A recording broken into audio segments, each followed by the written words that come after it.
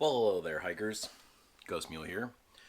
And I was sitting here just kind of minding my own business, and I got a text message from one of my absolute favorite backpackers that suggested I do a video talking about how my experiences as a paramedic affected my first aid gear choices when I'm in the backcountry. Alright, Jim. I'll play ball.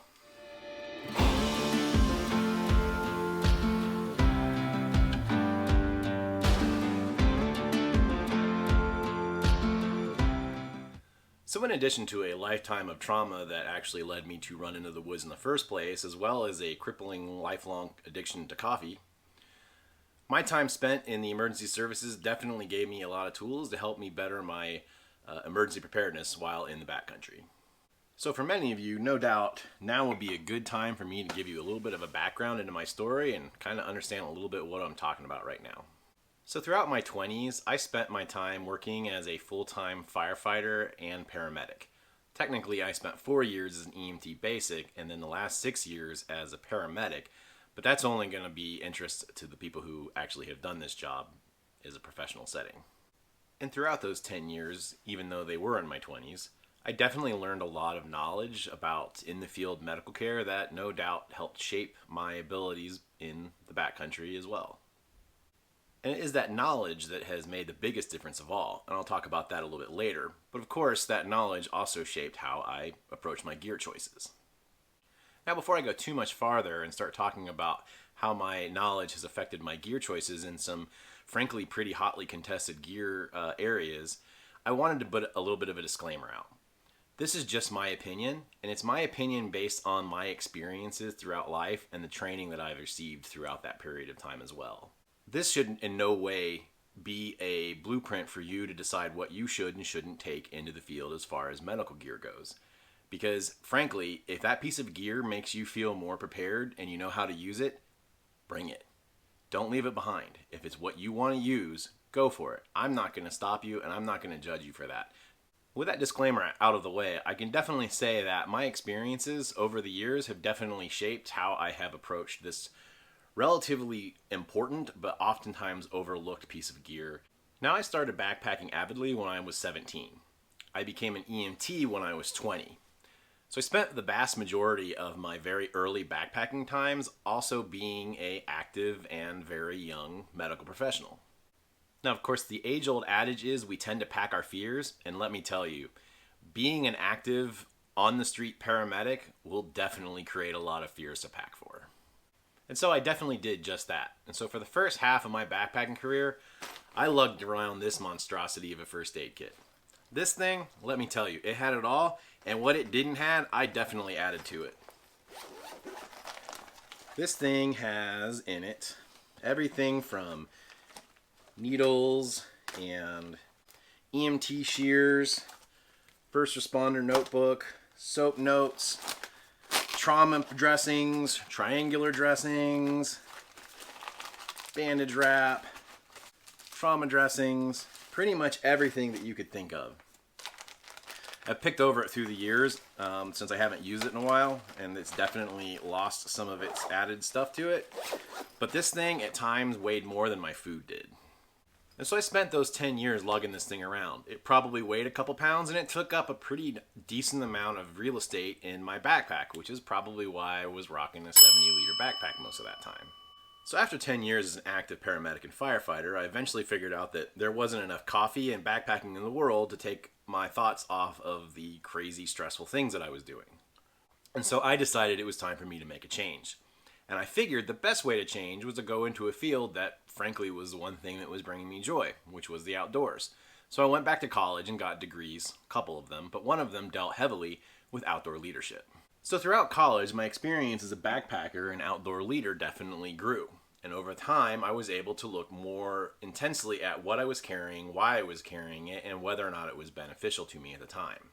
And so what I did with my gear was to start laying it out and intensively going over each piece to find out how often I use it, if I used it at all, if it could be used for other things, and whether or not it was a requirement or just something that I was packing my fears in. And I definitely did that with this first aid kit as well. And so after laying everything inside this pack out and going through it over, I found that I was only using a very small handful of items. The vast majority of the stuff in this pack I haven't touched since I bought it, really. And so I had to sit there and say, do I really need all of this? So I decided to fall back on my experience as a medic to kind of critically evaluate these things. You see, in emergency services, the way you're trained is in basically two different types of things. One is they beat you over the head with the basics until you can do those things in your sleep. Breathing, airway, circulation, body substance isolation, patient assessment, all of those things are just basically repeated over and over again until you say them in your sleep. The other part of it is the ability to improvise and adapt. Because let's face it, no matter how much gear you have, an entire ambulance full of gear, you just can't prepare for every eventuality that comes along. Because frankly, just when I thought I had seen it all, somebody came along and found a way to injure themselves that I hadn't even contemplated. A lot of people like Chad. And so, frankly, I found out that the things that I was using the most were Band-Aids, moleskin, alcohol preps, triple antibiotic ointment, and a whole load of ibuprofen. And so after looking at what I use and also statistically what the most prevalent forms of injury on trail were, I decided to pare down and throw out that big old first aid kit. And I decided to replace it with something a lot more useful. Now you can do this one of two ways. If you're adventurous, you can get a Ziploc baggie and fill it up with your own gear, such as some Band-Aids, some antibiotic wipes, ibuprofen, those kind of things. Or, frankly, if you're lazy like me, you can just buy a smaller pre-made medical kit and add some things to it if you need to. And so this is the current kit that I carry. It is the Adventure Medical Kit's Ultralight Medical Kit 0.5. It is the smaller of the two. They do make a 0.7 if you're going out with a larger group. But for personal use, I found that this pretty much had everything I needed. So what are some gear choices that I don't bring with me as a former paramedic that are pretty hot button items that I see debated a lot? Well, I'll go through those and I'll tell you why I choose not to carry them. Again, if you choose to carry them, that's great. I wouldn't stop just because of this video. The first item that I probably hear talked about the most that I don't carry is I do not carry a tourniquet into the field. The reason for this is because outside of actual combat, the chances of people dying through exsanguination is actually pretty low. Not many people bleed out. Now, in the extremely unlikely possibility that you do need a tourniquet in the backcountry, there's definitely ways to improvise it with gear that you currently have.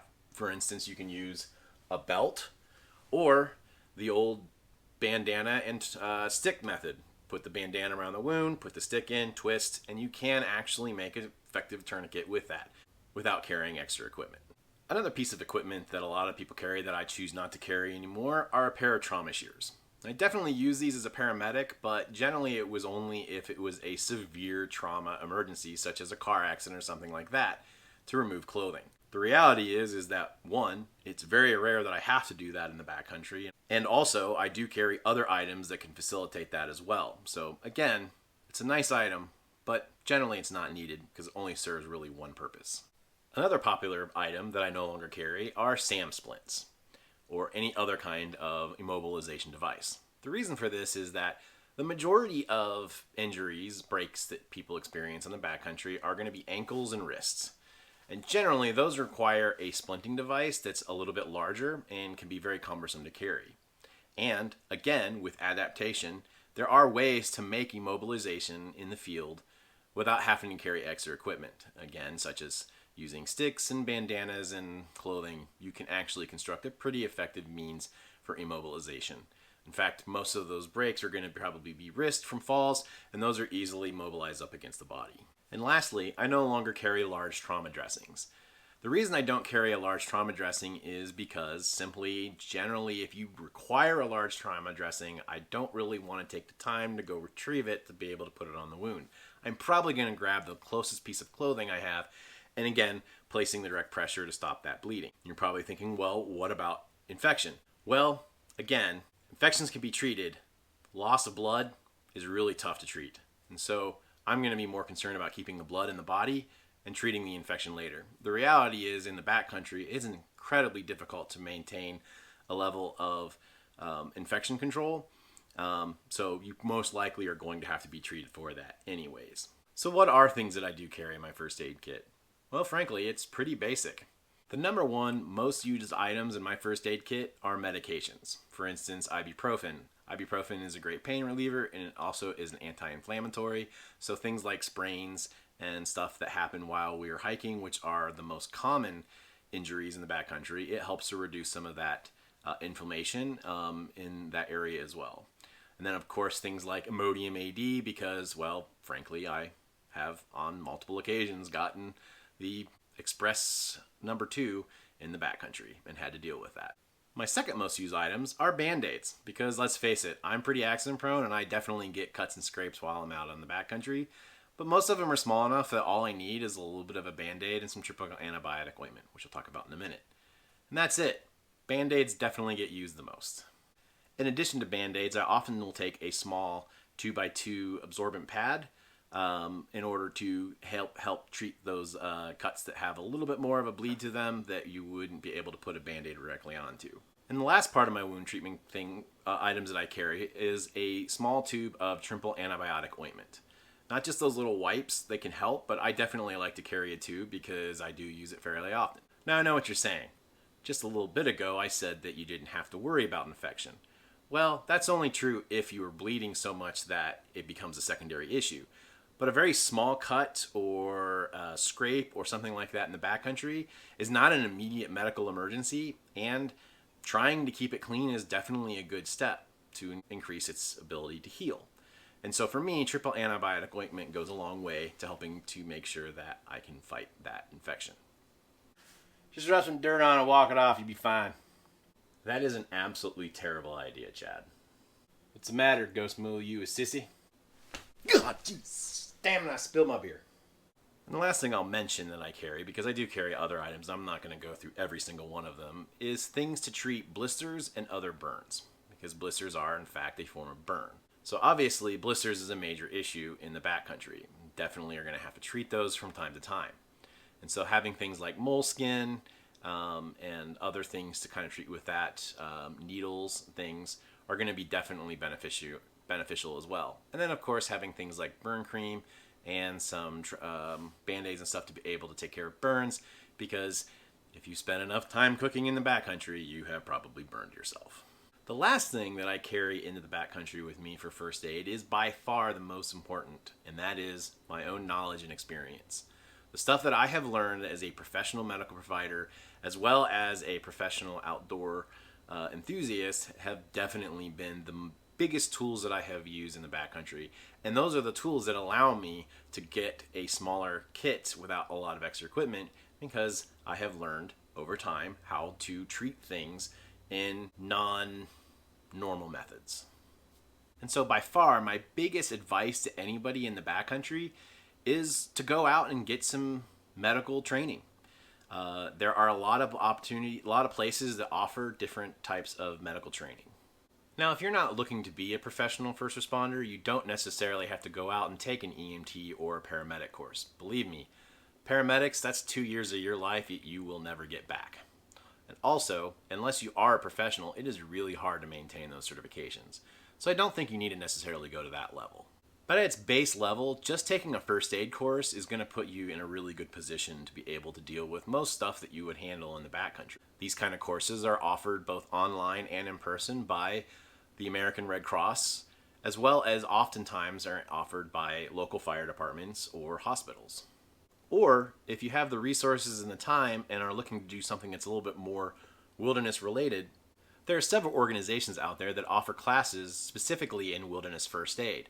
These generally take about a weekend and are offered by places such as Wilderness Medical Associates as well as Knowles. Oftentimes you can find links to their classes on their website, or if you live close enough to a school that offers an outdoor program, they typically will also have classes in these areas. And if you really want to get the most training that you can possibly get in a wilderness setting, then you can also take what's known as a Wilderness First Responder class or a WFR class. These are offered by the same organizations, and they take about a week, and they are a little bit more expensive, but they are definitely a worthy source of knowledge for backcountry enthusiasts. I also did take a Wilderness First Responder class when I was in college, and I did that through Wilderness Medical Associates.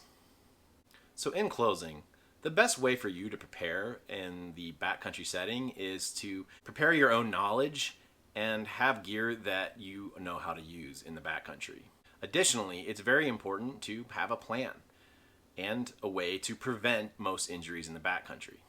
And statistically speaking, the majority of injuries that you see in the backcountry are things such as sprains and strains, fractures, burns, and other minor wounds. Most of these can be taken care of with a little bit of prevention, and the best way to treat an injury is not to have the injury at all and to prevent it before it happens. But ultimately, they do and will happen, and you will have to at some time administer some level of first aid. And so spending a little bit of time to create a plan, even if it's just in your head of what you're going to do in those emergencies, can definitely go a long way in being prepared in the unlikely possibility that they happen. Emergency preparedness is a area of expertise all on its own, and I could do entire videos just on that, so I'm not going to do that in this video. And that is a very brief and cursory outlook as to how I approach first aid in the backcountry based upon my experience as a former medical provider. I don't have all the answers, and I can't tell you that everything I said was right or wrong. It just happens to be what works for me. So if you do have comments, one, make them nice and civil, and then put them in the comments below. And I would love to have a little bit of a civil discussion with you on it if that's in fact what you're looking for. Ultimately, I can't stress enough how important it is to go out and get a little bit of training in the area. It might be something that you find that you enjoy, but it's definitely going to be something that you're going to be thankful you have in that time when you need it. All right, Jim, I hope that answered your question, and I hope answered all the other viewers' questions. If you do have other questions, please leave them in the comments below. Be nice, and as always, keep hiking on.